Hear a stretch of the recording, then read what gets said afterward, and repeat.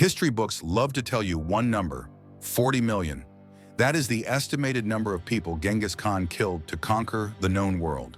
They paint him as a barbarian, a storm of blood and chaos that swept out of the steppe to destroy civilization. But that story is a lie. Well, it's half a lie. You see, you can conquer a village with a sword, you can burn a city with a torch, but you cannot rule the largest contiguous land empire in human history with fear alone. It's physically impossible. The hidden truth is that Genghis Khan wasn't just a warlord. He was the world's most ruthless CEO. While Europe was stuck in the Dark Ages, burning witches and dying of plague, Genghis Khan was building the internet, establishing religious freedom, and writing a constitution that was fairer than anything in the West. Today, we look past the blood.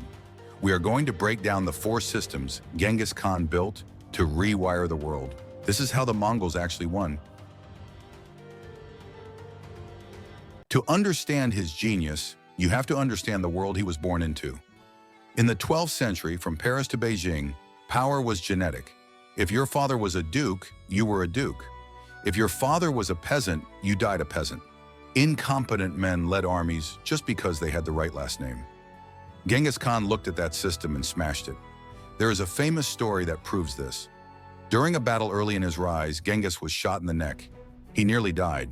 After he won the battle, he lined up the captured prisoners and asked, "Who shot my horse?" He knew the man had shot him, not the horse, but he wanted to see if the soldier had the guts to admit it. A man named Jebi stepped forward. He didn't beg for mercy. He said, "I shot you. If you kill me, I am dead earth.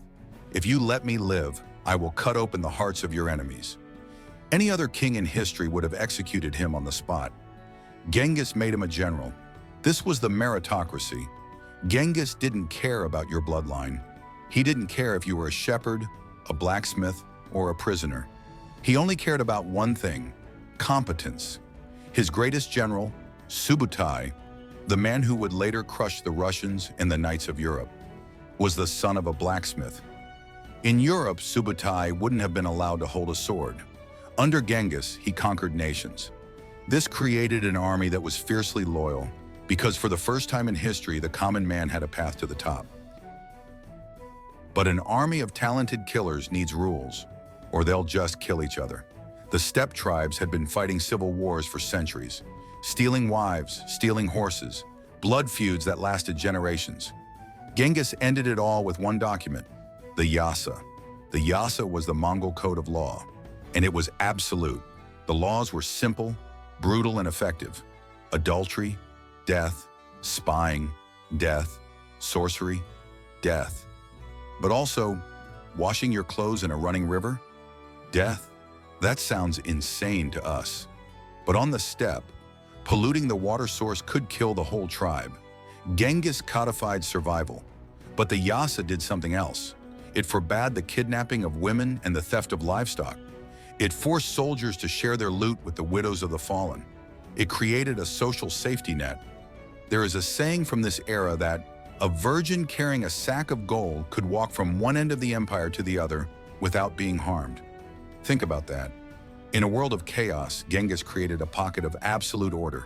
People surrendered to the Mongols not just because they were afraid of dying, but because, paradoxically, life under the Yassa was safer than life under their own corrupt kings. So, you have the best generals and strict laws. But how do you control an empire that stretches from Korea to Poland? If a rebellion starts in Persia and you are in Mongolia, by the time you hear about it, you've already lost. Genghis Khan's solution was the Yam. This was the medieval internet. The Yam was a network of relay stations built exactly one day's ride apart, about 25 to 40 kilometers. At every station, there were fresh horses, food, and rested riders waiting 24/7. An official messenger wearing the paisa, a golden tablet that gave him authority over everyone, could swap horses in seconds and keep riding. They rode through storms, through the night, sleeping in the saddle. A normal messenger might cover 40 miles a day. A Mongol Yam rider could cover 200 miles a day. Information that used to take months to travel now took days. Genghis knew what his enemies were doing before they did. He could coordinate armies thousands of miles apart as if they were on the same battlefield. While European knights were struggling to coordinate a single charge, the Mongols were fighting global warfare with high-speed internet. Finally, there is the most surprising pillar of all, tolerance. In the 1200s, Crusaders were massacring Muslims, and Muslims were warring with Christians. You were defined by your god. Genghis Khan? He worshipped the eternal blue sky, Tengri. But he didn't care who you worshipped. He passed laws exempting priests, monks, doctors, and undertakers from taxes. Why? Because he knew that happy spirits made for compliant subjects. He even hosted religious debates at his court, watching Christians and Muslims argue theology for sport, while he sat back and drank fermented mare's milk. But this wasn't just kindness, it was economics. By protecting everyone, he supercharged the Silk Road. Merchants flooded into the Mongol Empire because the Yassa protected their goods, the Yam protected their travel, and the taxes were predictable. This period became known as the Pax Mongolica, the Mongol Peace. It was the first time in history that East and West were truly connected. Genghis Khan was a conqueror. There is no denying the blood on his hands. He wiped entire civilizations off the map. But if you look at the world today, at our global trade, our diplomatic immunity, our concept of international law, you see the ghost of the systems he built. He showed the world that a bunch of nomads living in yurts could outthink, out-organize, and outlast the greatest stone empires on Earth. He didn't just burn the world down. He built a new one on top of the ashes. If you enjoyed this video, please subscribe for more history they never taught you in school.